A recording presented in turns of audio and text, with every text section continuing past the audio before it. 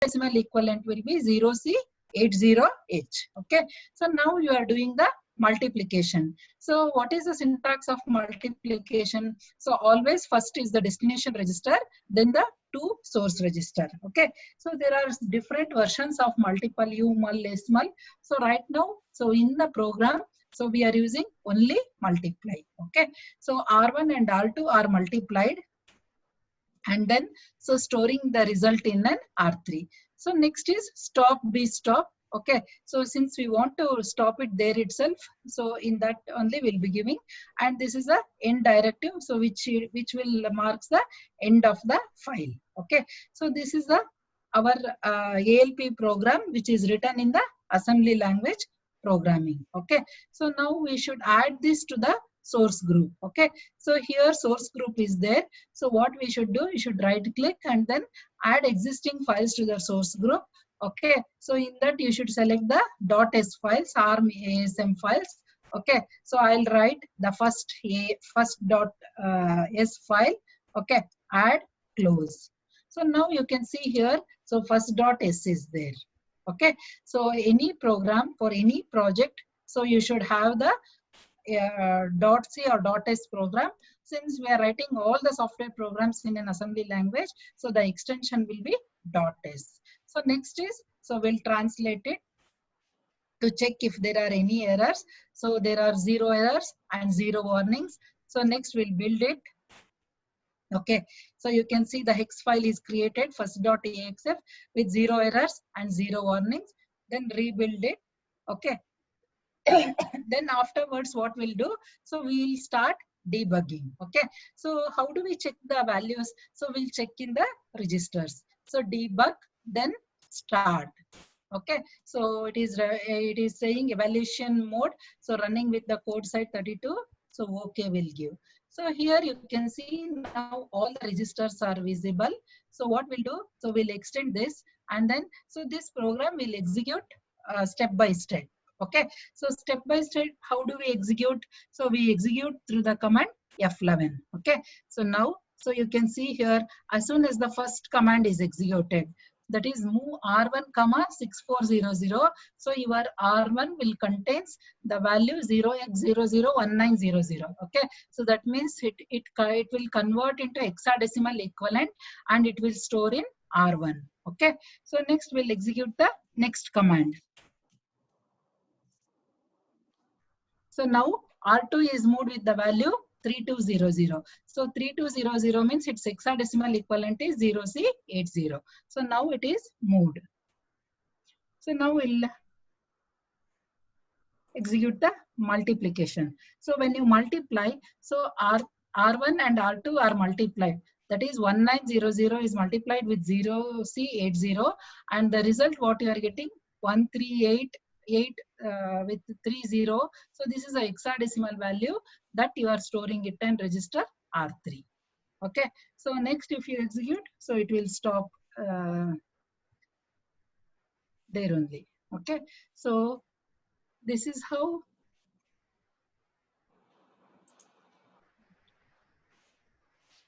so this is how we'll check the result. Okay, so you should note down this result.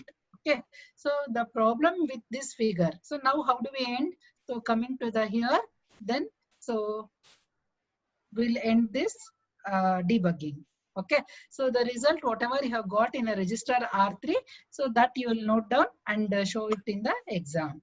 Okay, so the problem with R1 is, so you cannot move all the immediate values to R1. Okay, so since the structure of move, I said you in the class also, all the values, if you try to move it, it will give an error. So only those values which we can rotate it in 4 bits, only those programs you can see. So what is the alternate for this so in the lab also I have explained you. So instead of move, so what you can do is, so you can use LDR command. Okay, so we'll see that program also.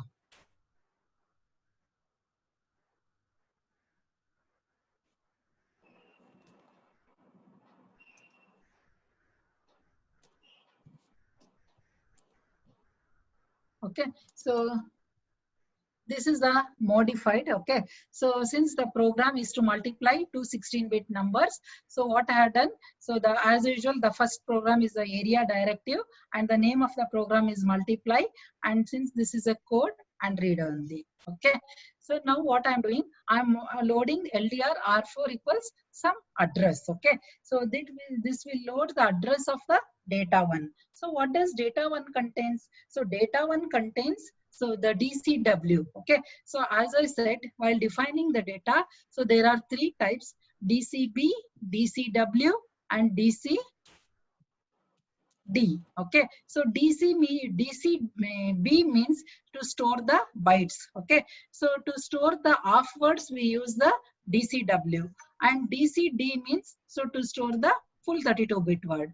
Since our program is to multiply 16-bit, so 16-bit means it is an off word. Okay, so we have declared it data one as DCW, and I have given the value 1111. Any value you can give, and similarly, so that value. Okay, so what is LDRH? Okay, so LDRH means load register with the off word from the memory location which is pointed by like R4. Okay, so R4 contains some address, so you go to that location and you take the value. So that value, it contains 0x11. I'll show you like what values it contains. So that we are storing it in R1. So similarly, so we are storing the address in that is the data to address in R5, and storing the value of R5 in R2. That means, so what we are doing is in R1 and R2, we are storing the values 1111 and 2222. So next we are doing the multiplication R3 and then stop. Okay, so this is the data section where we have defined the data DCW. Okay, since they have asked in the question 16-bit, have taken an half word. Okay, so if you want to take it as a full word, then you can take the full word also. Okay, so let us see how to execute this one. So now first is not needed, so I'll remove this. Okay, so what I'll do, so for the same source group, so I'll add this mod1.s. Add. Okay, so then close. Okay, so now, so you should do the translation, then build, then rebuild. Okay, see the X file is created with 0 errors and 0 warnings. Let us debug the program. Okay, so here are the registers values. So what you should do, you should do F11. Okay, so first, so it will load R4, the value, so 0018. Okay, so let us check in that memory location, so what value it is having. Okay,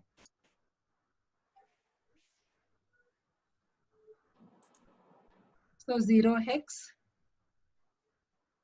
1 2 3 4 5 6 1 8. Okay, so in that location, so you can see, so it has the value 1111. So that's what we have defined here, data one.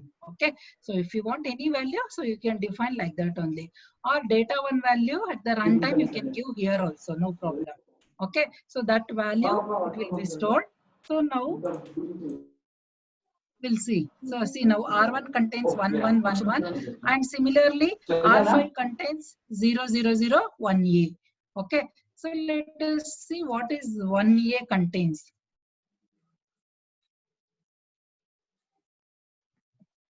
See, 1A contains 2222. So that's what we have given in our program. Okay, so 1A contains 2222.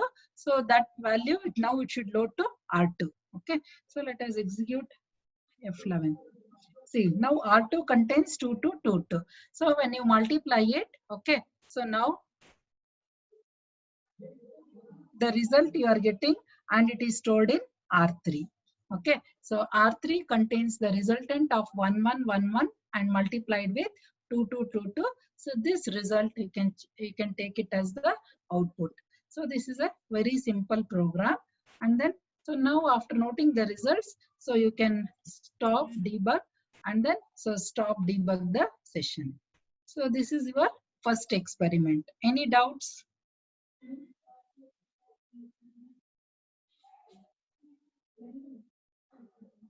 So let us move to the second one.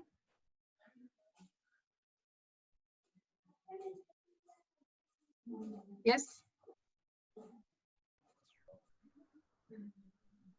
So let us move to the second experiment. Yes, ma'am. Okay.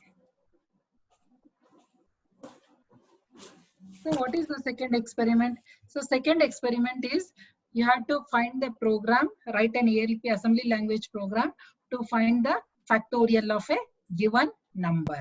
Okay. So in this example, so we have taken 7. So whatever factorial if you want to find out, so you can find out. Okay.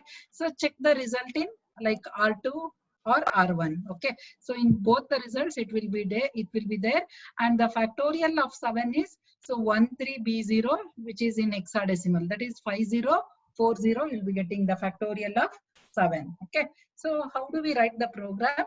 So first is, as usual, we should give a tab, then area, factorial, the name of the program, then code, read only. Okay. So now we start it. Okay. So start. So what we are doing? So we are moving the R0 with the value 7. Okay. So 7 is moved to R0. Next, R1 contains, we are moving the R1, the value 1. Okay. So this is we have to do the multiplication. So first what we'll do, we'll multiply 7 with 1. So then we'll go on decrementing the R0. Okay. So here, since it has to be executed in a loop, so we'll be using the label loop. So next what we'll be doing, so we should multiply R1 and R0. So R1 contains 1 and R0 contains 7. So it is multiplied and the result is kept in R2. So next what we are doing, so we have to save this contents. So we are like R2, again we should multiply it and store that in a new number. So we are moving the R2 to R1.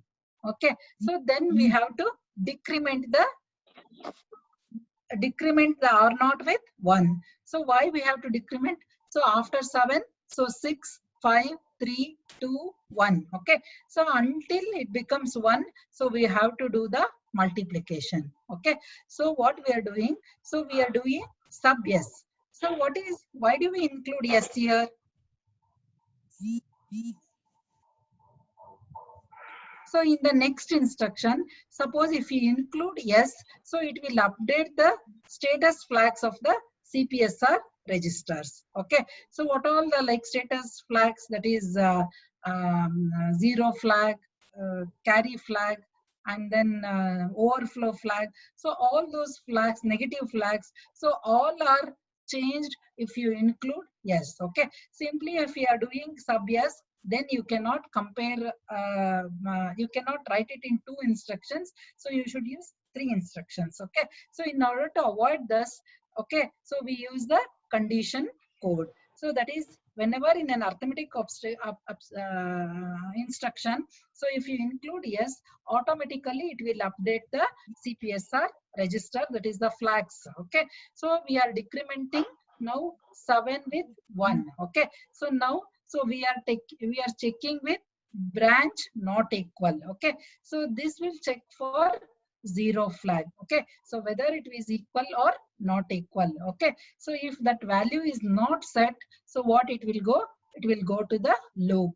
So and then in the loop, so it is multiply again R1 with R0. Okay. So now R0 is decremented. So 7 and 6 are multiplied. So and similarly the process repeats for all the loops. Okay. So let us see so how to execute this program.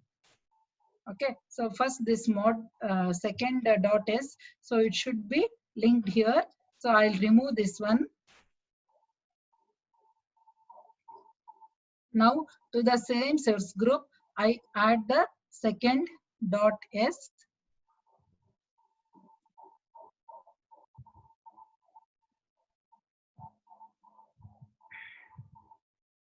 Close. So now translate, then build, 0 error, 0 warnings, then rebuild. Okay. So now there are no warnings. So let us debug the program. So debug start. Okay. So now we'll see executing by single step.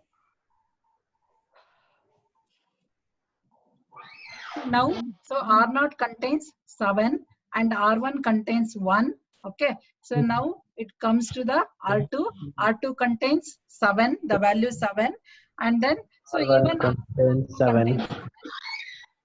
R0 then contains 6.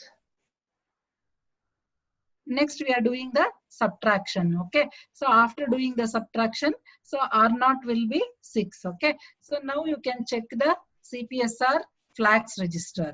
Okay.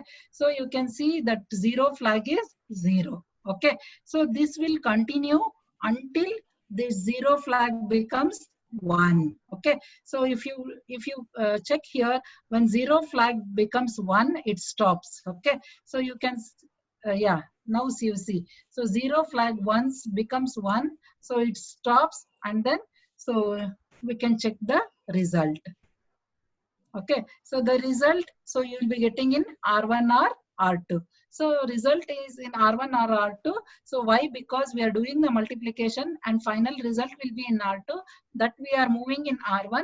So both in R1 and R2 you will be having the result, that is 13B0. So the factorial of 7 is 5040, that is equivalent in hexadecimal, you will be getting 13B0.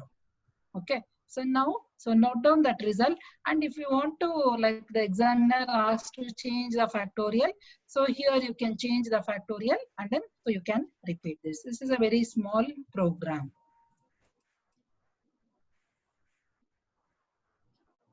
Yes, any doubts? No, ma'am. Okay, so let us move to the third program.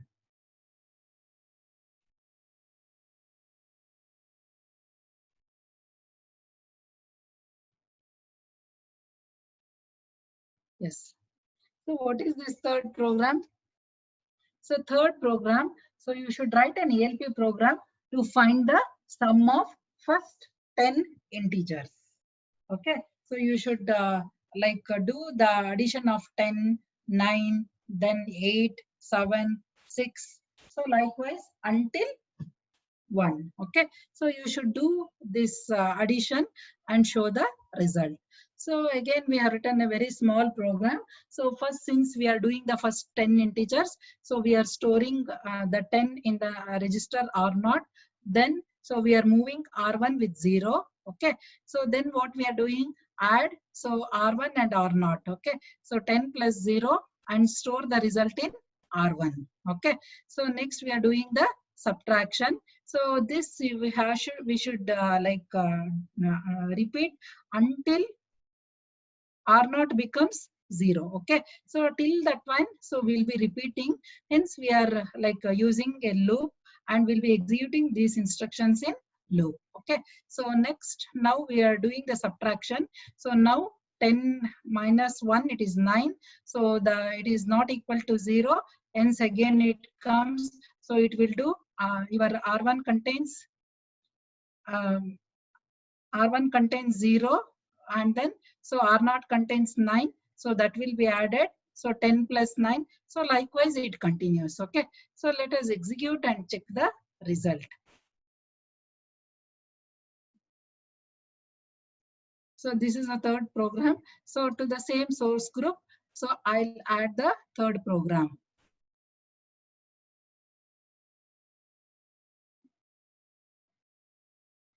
So this is a third program. So first translate, 0 errors, then build, then rebuild. Okay, so now it has been built. So now let us start executing. Execute, debug. Okay, so now we'll check the values. So first R0 is moved the value 10. Okay, that is A, it is showing in hexadecimal. Then R1 with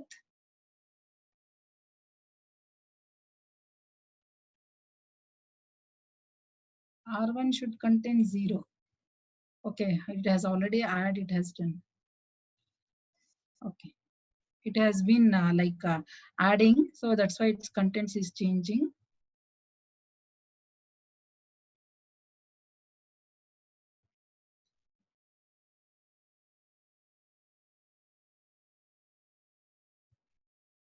So until all it is repeated, it repeats.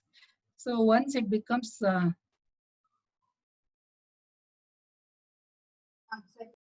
see, now R1 contains 37. Okay, so 37, it is the hexadecimal equivalent of the first 10 numbers. Okay, so you can note down that result and check it in the calculator also. 10 plus 9 plus 8 plus 7, you can do it, and then you can check and note down the result. Okay, so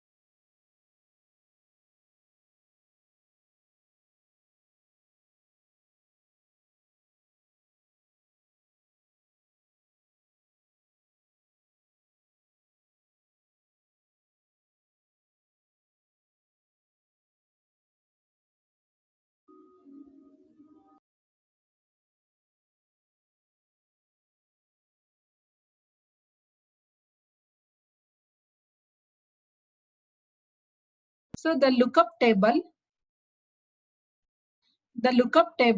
so it contains the square. Okay, so for example, 1, it will contain 1. Okay, so for 2, it will contain 4, 3 like 9, 4 16. So like that, we'll be storing it in a lookup table, and whichever the like number we want, so that we will be moving into R1 and using the lookup table. So just we'll be finding the square. Here we are not doing any operation, just using the lookup table.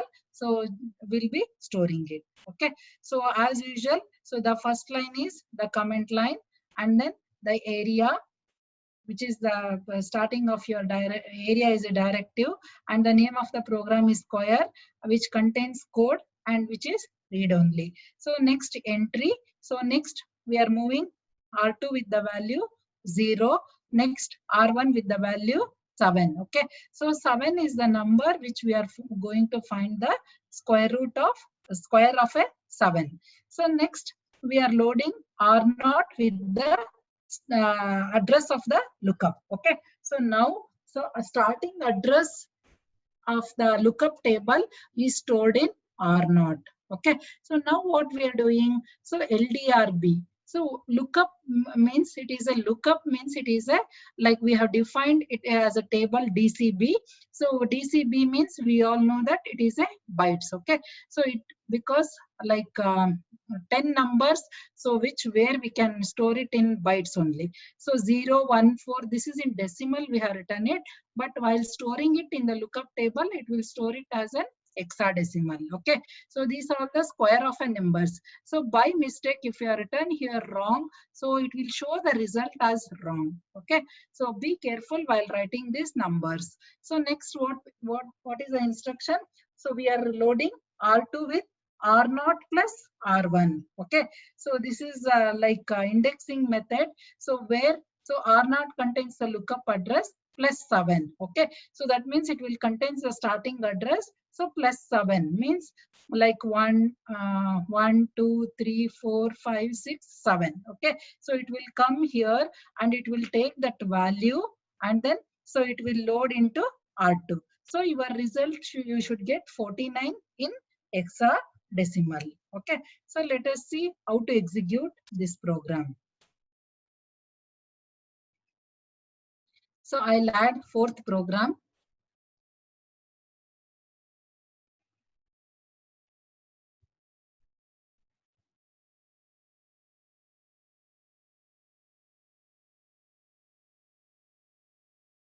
Zero warnings. Okay, so build, then so again I am rebuilding it. Okay, so debug.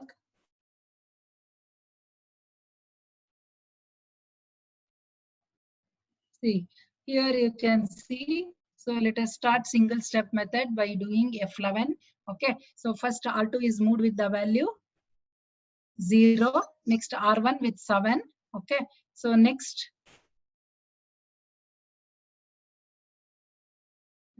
R0 is moved with the value 14. Okay, so let us see what is this 14 is. 14 contains the value, that is 0 x00014 value. Okay, so here is our stored values, that is, so it is the address of your lookup. Okay, so 14 that is stored in R0. So R0 contains the value 14. So if I check here in the memory, so it contains the value 0, 1, 4, 9, 10, 9, this is 19. Okay, so that means 16 means it is 10. So next 25 means 19. So it is in hexadecimal. Okay, so all these values are stored. So let us continue the program. Okay, so now, so R0 plus R1 is stored in R2.